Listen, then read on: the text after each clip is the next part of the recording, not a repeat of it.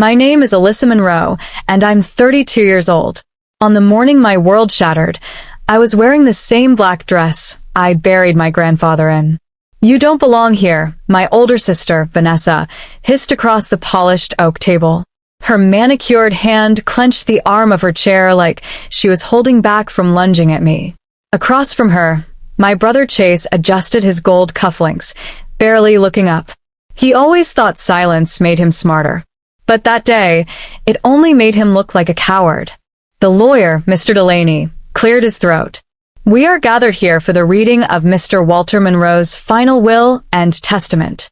My breath caught, and then he said it, 6 words that spun the air out of the room. "The estate goes to Alyssa Monroe." Dead silence. Vanessa blinked. Chase frowned. My mother didn't even flinch. She just sipped her wine. That was when I realized this betrayal wasn't spontaneous. It was rehearsed. 2 seconds after the words were spoken, the room detonated. Vanessa launched from her seat like a rabid dog, snatched the cream-colored envelope from Mr. Delaney's hand, and screamed, "This is fake." Chase followed, yanking the document from her, his face twisted in greed. I tried to speak, but my voice caught in my throat. Then it happened.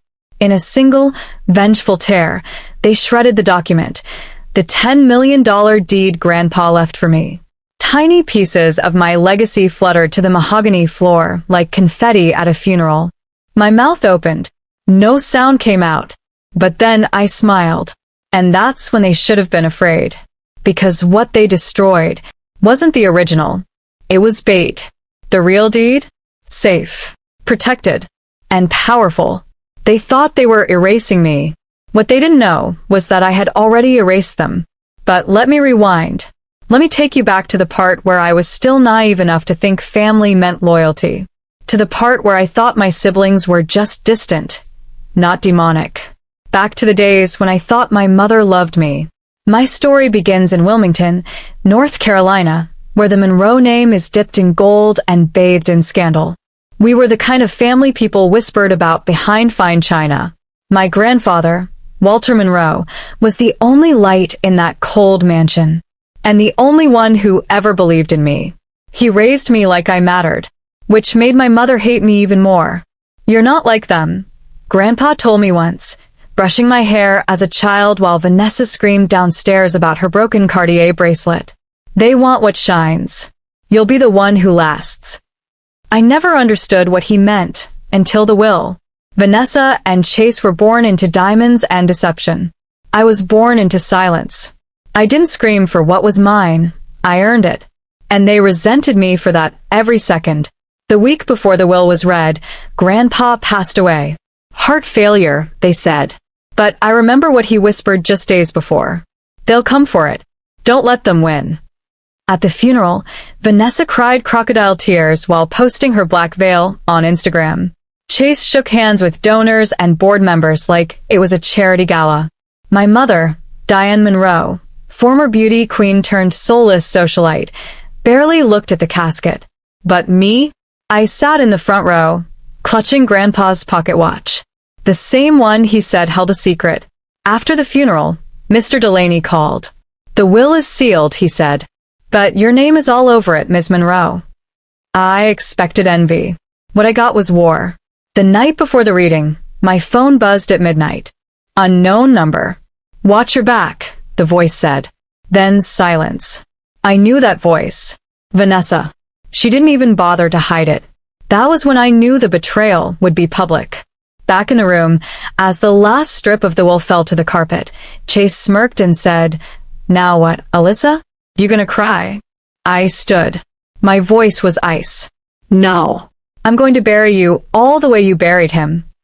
They laughed. But inside, I was already making my first move. Because what they didn't know was that I had video, security footage, witness statements, voice recordings, and something even more dangerous, the truth. This wasn't just about the money. It was about the last person who ever loved me being silenced and the snakes he left behind trying to dance on his grave. It was about every skipped birthday. Every time they said, "You were just an accident." Every time I got shoved to the back of the photo. This time, I was stepping into the light.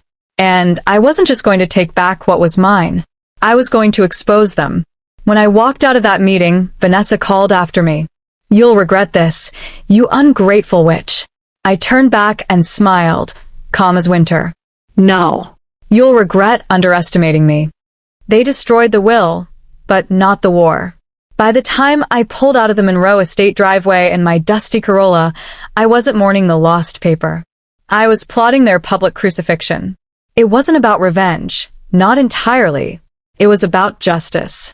And I had just found my first weapon. It ticked quietly in my coat pocket. Grandpa's pocket watch. I hadn't opened it since the night he died. He made me promise. Don't touch it until after they show their true colors. Well, they'd done more than show their colors. They painted the whole damn room in venom. I parked in front of my small apartment in downtown Raleigh, climbed the stairs, and locked the door behind me. My fingers trembled as I opened the watch. Inside, behind the glass, instead of a clock face, there was a tiny folded note. 6 words written in Grandpa's trembling hand. "Look in the attic. The truth." My breath caught. The attic in the estate? Breaking into your childhood home shouldn't feel like robbing a grave. But that night, I was back at Monroe Manor. Not as a daughter.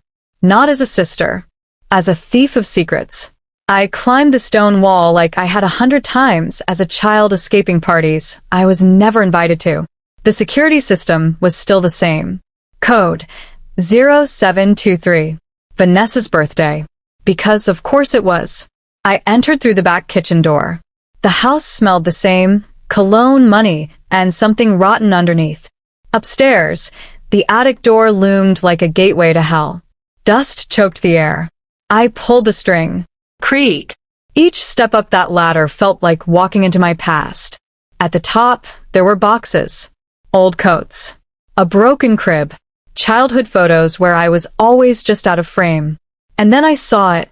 A wooden chest, engraved with my grandfather's initials. Inside, folders. Tapes.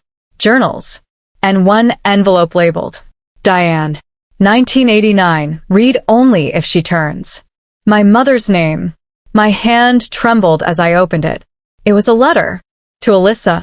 If you're reading this, it means your mother has done what I feared she might. You must understand she never wanted you. You were the product of pain. She was already unraveling. The photos. The payments. The trust funds. Everything is here. This is your proof, your shield. And, my dear girl, your sword. My throat tightened. Pain? Unraveling? Was I a mistake? I dug deeper into the chest and found it. A black binder marked private, Deloitte case. Inside were records, legal and financial. Bribes. Payoffs. Corporate theft. But not by Grandpa. By Vanessa and Chase. Signed documents from vendors. Emails they thought were deleted. All cataloged, dated, notarized. My siblings were embezzling money from Monroe Pharmaceuticals for over 7 years. And the final nail? A notarized deed to the estate, dated 2 weeks before Grandpa died, naming me sole heir, with security footage of him signing it. Suddenly it all made sense. Why they tore the will without reading it fully. Why my mother stood silent. Because they knew.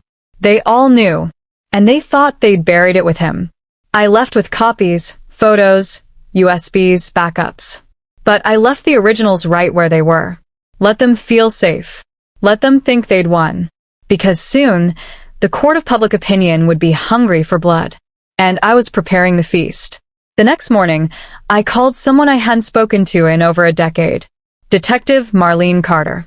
She used to investigate white-collar crime before politics ran her out of town. Now she was a private investigator with a vendetta and a moral compass sharpened like a blade. "Alyssa Monroe?" she said on the phone. "Yeah. I've got a story. You sure you want to open this?" I stared out the window at the cold sunrise. They opened it first. We met at a rundown diner just outside Durham. I brought her everything. She read in silence for almost 30 minutes, her fingers tightening on the pages. At the end, she looked at me. "This isn't just fraud. It's federal." "I want it public," I said. She nodded slowly. I can get you coverage. But if you go after them, they'll come for blood. I leaned forward. Then I'll bleed them dry. That night, I got a call from my mother. I saw your little trip on the security feed, she said coldly. Don't be foolish, Alyssa. I almost laughed. You really think I'm afraid of you now? You should be. You don't know what you're dealing with. Her voice held no warmth, no panic, just ice. I know enough, I said. Like how you made Vanessa your legal heir before I was even born. Silence. Then, that was your grandfather's fault, not mine. No, I whispered. It was yours the moment you let her burn his will. I hung up before she could reply. 2 days later, Vanessa posted a photo on Instagram. Her, drinking champagne, captioned justice. Finally. I saved it. Screenshotted the comments. Every smug post, every lie, every taunt. I was collecting them like kindling, because soon I would strike the match. I leaked the first document anonymously to a financial blog, then a second one to a local news outlet, then a video, grainy footage of Chase signing off stolen contracts. It didn't take long. The story spread like fire. 3 days later, Vanessa was trending on Twitter. 4 days later, Chase's assets were frozen. By the 5th day, the Monroe name was being dragged across every media outlet from CNN to Reddit. And me? I was sipping tea in my apartment, watching the empire that had ignored me burn from the inside out. But justice doesn't end with a headline. I wanted more. And Grandpa had one last card to play. Hidden behind the binder in that attic chest was something none of them saw coming. A second will. Dated. Stamped. Video recorded. Filed secretly through a lawyer in D.C. It wasn't just a claim to the estate. It was an exposé. Grandpa had seen it all coming, and he'd armed me with every weapon I'd ever need. When Vanessa Monroe was born, the doctors said she had a perfect face. When I was born, my mother refused to hold me. My sister was the golden girl of Monroe Pharmaceuticals, the press darling, the socialite, the Ivy League genius who smiled at galas while stealing from boardrooms. But now she was a trending disaster. Hashtag Vanessa the Thief was the #1 hashtag in North Carolina. And it was climbing. I didn't need a front row seat to enjoy her unraveling. I had a whole theater. Day 6. The media frenzy had reached full combustion. CNN ran a headline. Monroe scandal, inheritance controversy, turns criminal. A local reporter staked out the Monroe estate. Vanessa came out in sunglasses, barking at a lawyer. Her followers dropped. Her brand deals pulled out. Her modeling contract? Suspended indefinitely. She posted a tearful video saying she was betrayed by those closest to her. I watched it 3 times, smiling, because the one who betrayed her was me. The night before her video dropped, I sent her a package. Inside was a burned CD labeled, "What you didn't inherit." No note. No explanation. The footage on it? A split-screen video. On one side, Grandpa signing the second will. On the other, Vanessa and Chase tearing up the fake one, laughing like hyenas. When she opened it, she'd see the moment she killed her reputation. That video was my justice. And my weapon. But justice isn't always clean. And it's never quiet. Day 7. Vanessa's attorney went public. The claims made against Ms. Monroe are fabricated. We will pursue legal action for defamation. Typical. Denial first. Delay second. Burn the truth third. But I was ready. Detective Carter and I met with a reporter at the Charlotte Ledger. We gave him everything, the embezzlement trail, the alternate will, even the recorded threats from Chase. And within 24 hours, it hit the press. Anonymous insider exposes Monroe family inheritance cover-up. That headline? That was me. But I wasn't anonymous anymore. Because the next morning, I went live. Camera on. Hair back. Eyes burning. My name is Alyssa Monroe. And this is the truth my family tried to bury with my grandfather. I told the world everything. The lies. The betrayal. The abuse. The emotional manipulation. The moment they tore up my inheritance and thought they had killed my spirit. But I didn't cry. I didn't beg. I showed them the paper pieces, and then held up the real will. Laminated. Verified. Untouchable. The comments poured in like wildfire. She's a beast. Fire. Vanessa deserves jail time. This needs to be a movie. Never underestimate the quiet one. I ended the video with one line that turned me from victim to legend. You didn't destroy my inheritance. You exposed your own. Within a week, Vanessa's fall was no longer gossip, it was legal. The SEC opened an investigation. Chase was subpoenaed. And my mother? She vanished. No calls. No texts. But I wasn't done. Because while Vanessa was scrambling to save her name, I was preparing the final strike. The family trust reveal. It turns out Grandpa didn't just leave me the house. He left me the controlling stake in Monroe Pharmaceuticals. 61% ownership. He'd transferred it quietly through a shell trust hidden beneath a web of real estate paperwork, filed under AM Holdings. And now it was time to make that public.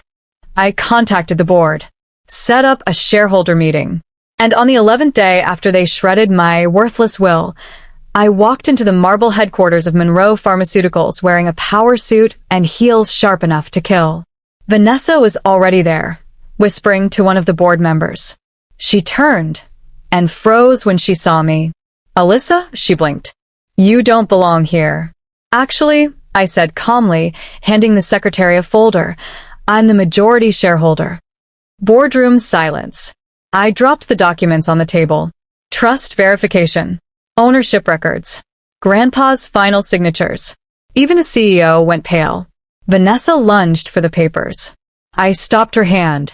Touch it, I said, and I swear to God I'll file assault charges. She yanked her hand back like I was fire. Then I looked around the room and said, My name is Alyssa Monroe. I now own this company. And the first thing I'm doing is removing every corrupt parasite that helped cover up the theft of my grandfather's legacy. No one said a word, but the room was mine. As of that moment, the Monroe name no longer belonged to liars. It belonged to me. But victory isn't always sweet. It's sharp. It cuts away the illusion and leaves you staring at the raw bones of your life. That night, alone in my new office, I opened a drawer. Inside was a framed photo of Grandpa and me, back when I still believed families were safe. I cried, for him, for me, for the little girl who grew up unloved in a mansion full of mirrors. But I didn't cry for them. Not for my mother. Not for Vanessa.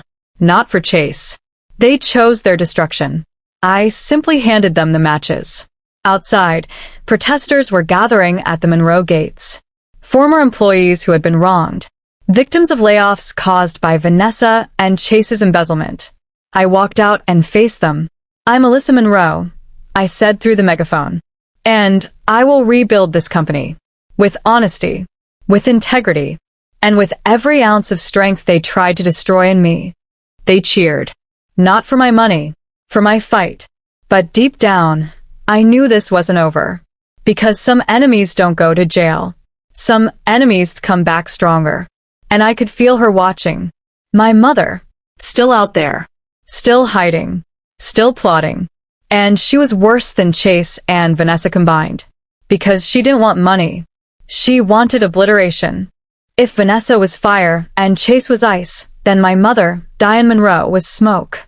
You never saw her coming until your lungs were already full of poison. I was barely 5 the first time I realized she didn't love me. Vanessa had fallen off her pony and twisted her ankle. The whole house panicked. When I got food poisoning the next week, she said I was faking it for attention. That was the rhythm of my childhood. Vanessa got sympathy. I got suspicion. Chase got praise. I got ignored. My mother didn't raise me. She tolerated me. Like a mistake, she didn't have the guts to erase. After I took control of Monroe Pharmaceuticals, I expected a storm. But my mother didn't rage. She didn't threaten. She didn't show up. She vanished. And that was scarier than anything. Then the whispers started. A leaked photo of her at a luxury villa in the Cayman Islands. An anonymous article accusing me of forging the trust documents. A private investigator found dead in his car. the one hired to dig into her missing accounts. Detective Carter called me late one night, voice tight.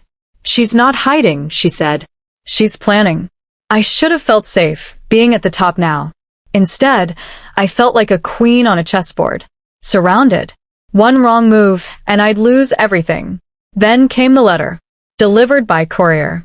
No return address. Inside, a single handwritten note in perfect cursive. "Congratulations, darling. You finally inherited the crown. Let's see how well you wear it." No signature. But I knew that ink. That cold elegance. My mother's venom war pearls.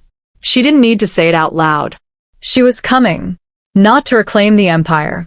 To dismantle it. I doubled my security. Moved the trust to a different account.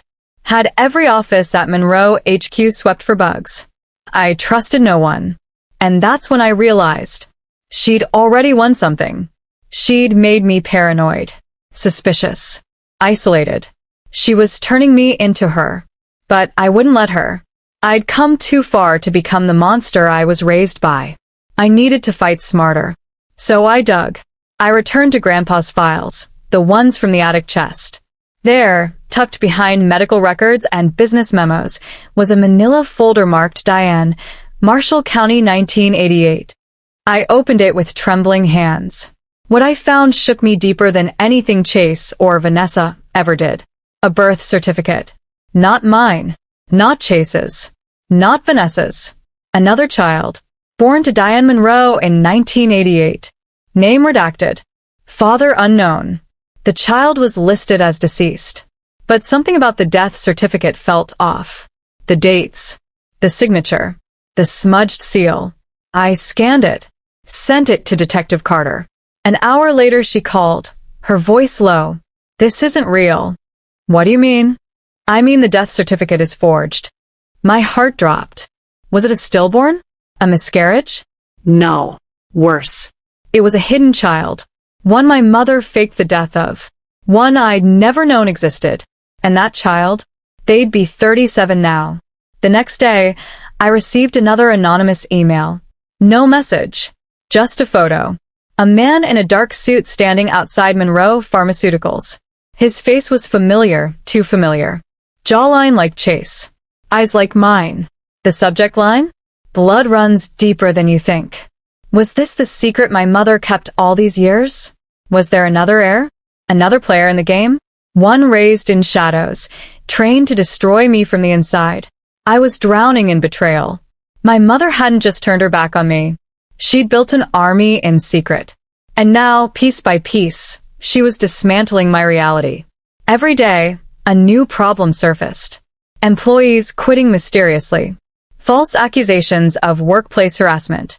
A fake drug recall rumor costing the company millions in stock value. She wasn't coming at me head-on. She was eroding me from underneath. And I had no idea who she was using to do it. One night, my apartment was broken into. Nothing stolen. But someone had moved the photo of Grandpa and me from my nightstand to the kitchen counter. A message. They could get in any time. I wasn't safe. Not even in my own bed. I stared at the window for hours that night, cold air creeping through the cracks. And I realized, this wasn't revenge anymore. It was war. And my mother? She wasn't trying to regain power. She was trying to wipe my name off the earth. Because power to her wasn't inherited. It was seized. And now that I'd done it without her blessing, I wasn't a daughter anymore. I was a rival. But if she wanted war, she'd get it. Because this time, I wasn't the forgotten girl in the corner. I was the one holding the torch. And I was about to burn down every lie she ever built. Blood doesn't make you family. Fire does. And my mother? She was born in it. But what she didn't know was that so was I. The letter, the break-in, the planted employee sabotage, none of it broke me. It refined me. Because by the time I stepped into the boardroom at Monroe Pharmaceuticals one final time, I was no longer Grandpa's little girl. I was the last Monroe standing. And I had a reckoning to deliver. 2 nights before the final shareholder meeting, I met with Detective Carter again. She'd been digging through more than just paper trails. She'd uncovered the name. The name of the child my mother had buried in forged documents. His name was Elijah Carter. Not a coincidence. Marlene's nephew. She never knew. He grew up in foster care, she told me, sliding the manila folder across the diner table. Multiple homes. Juvenile record. Wiped clean at 18. Paid off by someone wealthy. I stared at the photo again. The same man who'd been standing outside Monroe Pharmaceuticals 2 weeks ago. The same eyes.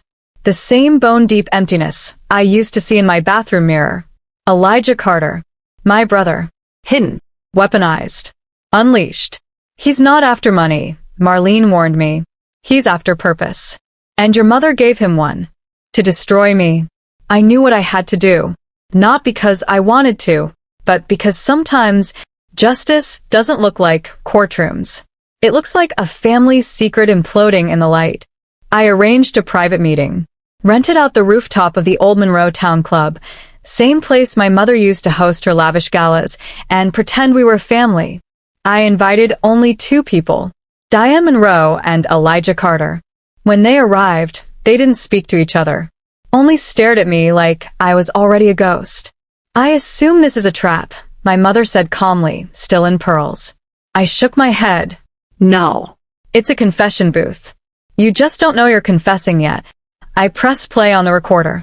The voice that echoed into the night air was unmistakable. Use him. Mold him. When she tries to take the company, break her. Burn the girl to ashes. My mother's voice. A wiretap. Planted weeks ago. At the country club she thought was safe. Elijah turned to her, slowly. You told me she killed him. I told you what I had to, she replied, her calm cracking at the edges. You needed focus. You needed anger. You used me, he whispered. I stepped closer. She's done it to all of us.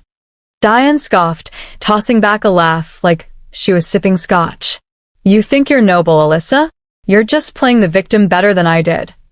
No, I said, voice low. I'm not playing. She reached into her coat. Security stepped forward instantly, but I raised a hand. She wasn't holding a weapon. She was holding a letter. Signed by the board of Monroe Pharmaceuticals. A motion for my removal as CEO. Backed by forged claims. Backed by her. But what she didn't know was that I had already beat her to it. I thought you might try that, I said, handing her a second envelope. Shareholder votes. Unanimous. Her brow furrowed. Impossible. They're scared of me. No, I said, leaning in. They're tired of you. Inside my envelope was an irrevocable decision. Diane Monroe, permanently barred from Monroe Pharmaceuticals. Elijah stepped back, his jaw tight. Is this true? I nodded. I didn't come here to destroy you, Elijah. I came to save you. From her. He looked at our mother for a long, cold moment. Then he walked away. She didn't yell. She didn't cry. She just stood there alone. Like she had always been, even in her most powerful moments. Her silence was her defeat. I turned my back on her for the last time. The next morning, her photo was in the paper. Diane Monroe, legacy matriarch ousted amid scandal. No press release. No quote. Just a footnote to the empire she failed to control. I took my place as CEO officially that week. Not with champagne. With policies. I rehired those she blacklisted. I rebuilt what Chase and Vanessa nearly bankrupted. And I met with Elijah. Face to face. We sat in Grandpa's old study, where this entire storm had begun. I don't expect you to forgive her, I told him. I don't even expect you to trust me. He looked around the room like it was haunted. I just wanted to belong to something. You do now, I said. You always did. She just hid it from you. He nodded, slow and unsure. But it was a beginning. A week later, the press dubbed it the rise of the real Monroe. But I didn't rise to prove anything. I rose to reclaim the pieces of myself they tried to erase. The girl no one believed in. The woman no one expected. The name they tried to bury. I still visit Grandpa's grave every Sunday. Fresh flowers. A quiet story. A whisper of gratitude. He gave me everything. But most of all, he gave me a voice. And now the whole world hears it. Vanessa moved to Europe. Chase vanished into obscurity. My mother? Last I heard, she'd fled the country, banned from every Monroe-affiliated entity. She can run, but she'll always know. She lost. And I didn't just win. I survived. Final words. To the girl reading this who is overlooked, underestimated, orphaned by people still alive. You don't need their love to be powerful. You just need the truth. And once you own it, no one can ever take it from you again.